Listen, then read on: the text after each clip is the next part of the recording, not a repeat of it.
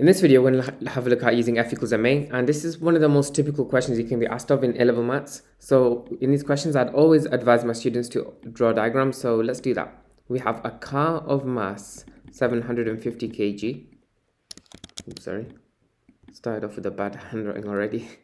And it's pulling a trailer of mass 300 kg. Let's assume the trailer is to the left of the car, and we can just make a note that its mass is 300 kg. Now, whenever there's an object combining two other objects, there's always a force acting on that, but we'll get onto that a little bit later. It's told you that there's a light tow bar which is parallel to the road. The resistances to motion of the car and the trailer are 250 and 100 newtons. So respectively, it just means that for the car, it's the first value that's mentioned. So that's 250 newtons.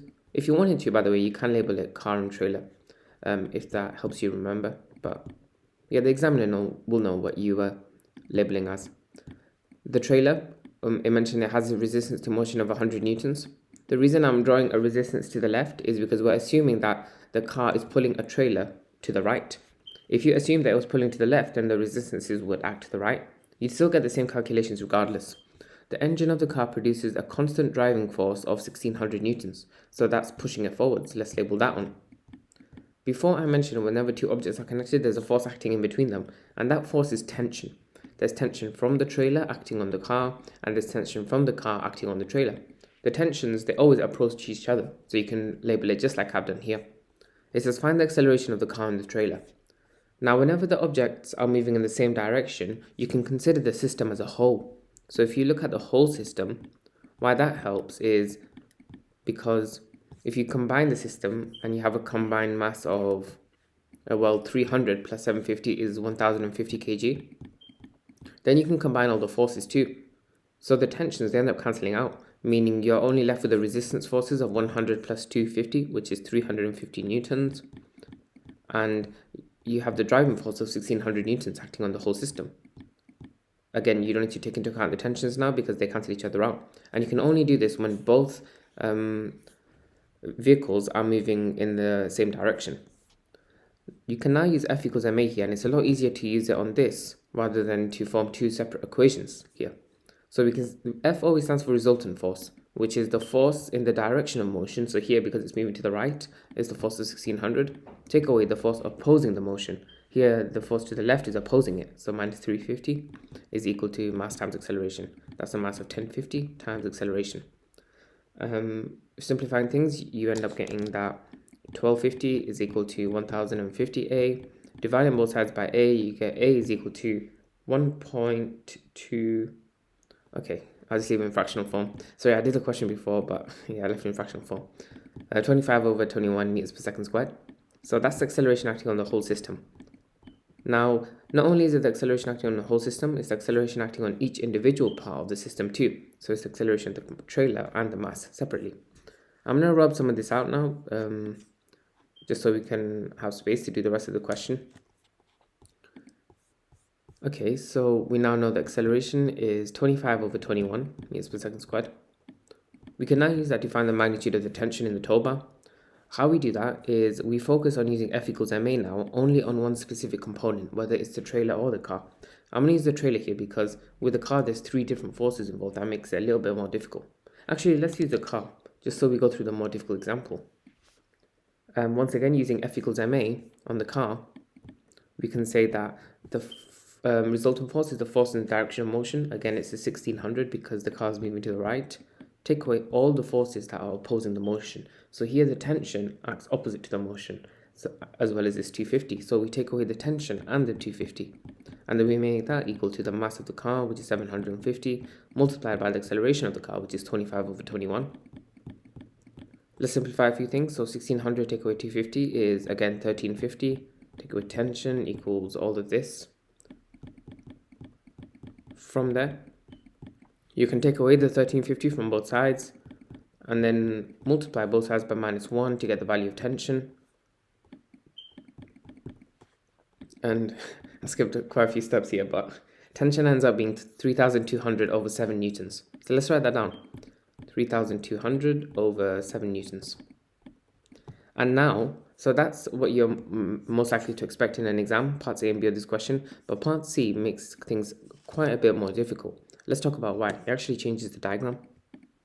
So let's draw a new diagram now in blue. It says the car is moving along the road when the driver sees a hazard ahead. He reduces the force produced by the engine to 0, meaning this 1600 Newton force no longer exists.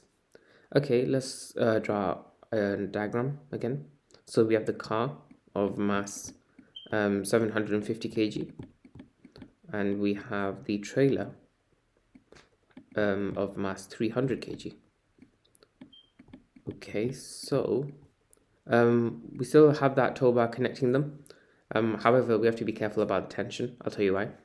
Not only is this force now 0, so we don't need to include it, the brakes produce a force of F newtons and the car decelerates. So the brakes in the car produces an extra force of F newtons that we have to take into account now.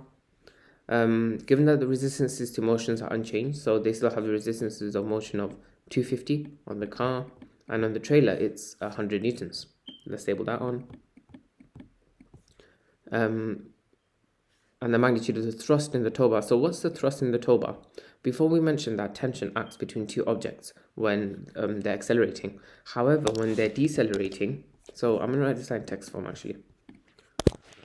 When accelerating, it's tension that acts on the rope connecting the objects. However, when there's deceleration, so when there's a negative acceleration, that's where thrust acts, and it acts in the opposite way. So again, I'll show you what I mean by that. Tensions, they approach each other, whereas thrust, they go further away from each other. I'm going to label it as TH, just to make it separate from tension. So in this case, the thrust actually pushes the car forward, whereas for the trailer, it again opposes the motion of the trailer. So you have to be very careful with that. It tells you the value of thrust actually, that is 80 newtons. So instead of writing TH, we can actually even write 80 newtons here. So let's do that, it makes things easier. So we have 80 newtons here and 80 newtons here. Find the value of F. Okay, so we don't know its acceleration anymore. We're still going to use this direction to the right, but we know that we're going to probably get a negative acceleration because it is decelerating. Focusing on only the car. Sorry, I just had a little brain freeze. Yeah, focusing on only the car. We have the force pushing it forwards, which is the thrust that we mentioned of 80. Take away the forces opposing the motion, so 250, and take away F is equal to the mass of the car, 750, multiplied by its acceleration, that is unknown right now. Now 80 take away 250 is minus 170, take away F is equal to 750A. So we would be able to find the value of F, the force applied by the brakes, but we first need the acceleration. In order to do that, so we formed F equals ma for the car, but the reason this is a 7-mark question is you have to also form F equals ma for the trailer. So the forces pushing the trailer forwards is, well, there is none, 0. Take away the forces opposing the motion of the trailer, which is 80 and 100, so that's 180, which is basically just minus 180, is equal to the mass of the trailer multiplied by the acceleration. In that case, we can divide both sides by 300 and get A is equal to minus 0.6. Because the system moves as a whole, the acceleration of the trailer, if that's minus 0.6, so is the acceleration of the car. So we can now say minus 170 minus F is equal to 750 times the minus 0.6.